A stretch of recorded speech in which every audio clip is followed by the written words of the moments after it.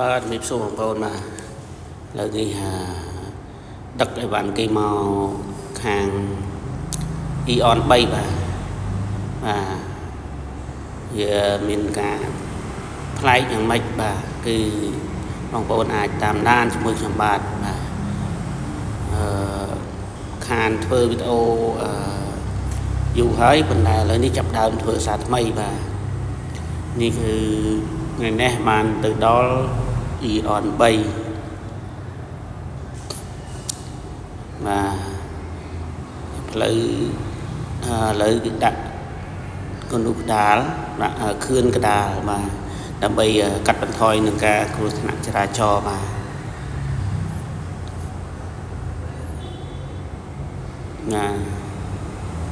នេះជិតដល់ហើយបងប្អូនបាទនោះគឺ Eon 3ហើយ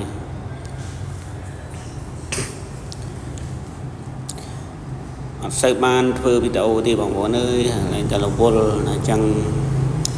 ហើយនេះបានឱកាស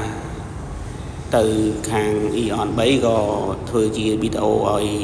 បងប្អូនទស្សនាកំសាន្តលេង អាប់ដេតថាតើផ្លូវទៅ Eon 3ឬក៏ Eon 3វាអាប់ដេតដល់ចំណុចណាហើយបាទអញ្ចឹងបងប្អូនអាចតាមដានទស្សនាជាមួយខ្ញុំបាទគឺអាប់ដេតរាល់ទីតាំងរាល់កន្លែងផ្សេងរមណីយដ្ឋានផ្សេងដែលទើបកើតឬកើតយូរហើយតែគេអាប់ដេតថ្មីអញ្ចឹងណាអញ្ចឹងខ្ញុំនឹងធ្វើវីដេអូដើម្បីចែកជូនបងប្អូនទស្សនាហើយបានស្គាល់បានដឹងពីតើវាវិវត្តទៅដល់ណាហើយបាទនេះគឺដល់ stop ចំហៀងនៃ Eon 3ហើយបាទអញ្ចឹងនៅពេលដែលយើងដាក់ខឿនអញ្ចឹងទៅវាធ្វើឲ្យការកាត់បន្ថយនៃគ្រោះថ្នាក់ចរាចរណ៍បានច្រើនបាទគឺល្អលើកមុនគឺអត់ទាន់មានខឿនទេគឺអាសាមានគ្រោះថ្នាក់ចរាចរណ៍ដោយសារតែការឆ្លងដូចថាมันមានកន្លែងទីតាំងច្បាស់លាស់ចេះតែឆ្លងទៅហើយឡានម៉ូតូក៏លឿនអញ្ចឹងធ្វើឲ្យពួកគាត់អកសើអីចេះដើមអញ្ចឹងណាអញ្ចឹងมันអាសាមានគ្រោះថ្នាក់ចរាចរណ៍អញ្ចឹងយើងធ្វើខឿនអញ្ចឹងទៅដើម្បីឲ្យកន្លែងណាត្រូវបត់យើងបត់កន្លែងណាមិនត្រូវបត់យើងអត់អាចបត់បានទេហើយពីមុនដោយសារតែយើងបត់ភាគច្រើនគឺអត់មានខឿនកដាលចេះតែបត់ទៅពីអញ្ចឹងទៅធ្វើឲ្យ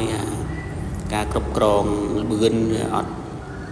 បានអញ្ចឹងធ្វើឲ្យមានបញ្ហាប៉ះគ្នាឬក៏បុកអីជាដើមបាទនេះមកដល់ Eon 3ហើយបាទបាននៅខាងមុខទេបងប្អូនអត់បានដល់ខាងក្នុងទេបាទយើងទៅបានខាងមុខផ្សារតែម្ដង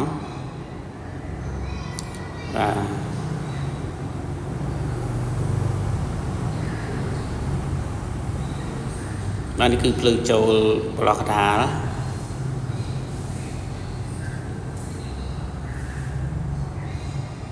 គឺទីតាំងគឺទូលាយនៅទូលាយឡើយបាទអរគុណច្រើនដែលបានទស្សនាបាទអរគុណ